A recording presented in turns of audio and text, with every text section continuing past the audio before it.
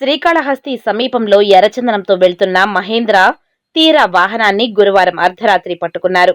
గత 2 రోజులుగా రెక్కి నిర్వహించి అటవీశాఖ సిబ్బంది పట్టణం సమీపంలోని రాజీవ్ నగర్ నవరత్నాల గుడి దగ్గర ఎర్రచందనం తరలిస్తున్న వాహనాన్ని పట్టుకున్నారు.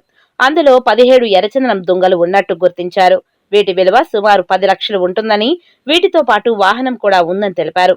తిరుపతి అటవీశాఖ అధికారి సతీష్ శుక్రవారం మీడియా సమావేశం ఏర్పాటు చేశారు. ఈ సందర్భంగా డిఎఫ్ సతీష్ మాట్లాడుతూ, ఎర్రచందనం దొంగలను వాటిని తరలిస్తున్న తమిళనాడు గుమ్మపూడి చెందిన వ్యక్తిగా గుర్తించామని, అతన్ని న్యాయస్థానంలో హాజరుపరుస్తున్నామని తెలిపారు.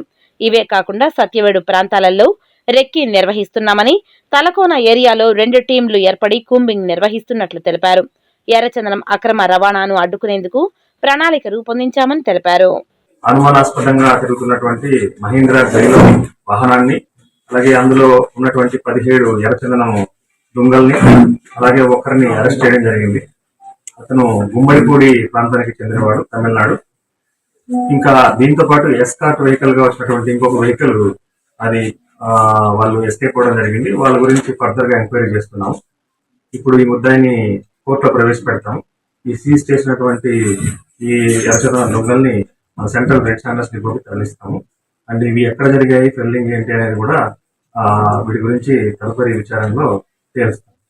అట్లాగే ఆ ప్రాంతంలో పుత్తూరు, అలాగే మనకి ఇంకా near by Satyavedu forest range officers, తర్వాత వాళ్ళ సిబ్బందిని కూడా అప్రమత్తం చేసి దీనికి సంబంధించి ఇంకా ఎవరెవరు ఉన్నారనేది కూడా తదుపరి విచారణ చేపట్టి దీనికి సంబంధించిన వివరాలు అనేవి త్వరలో మేము ముందుస్తాం.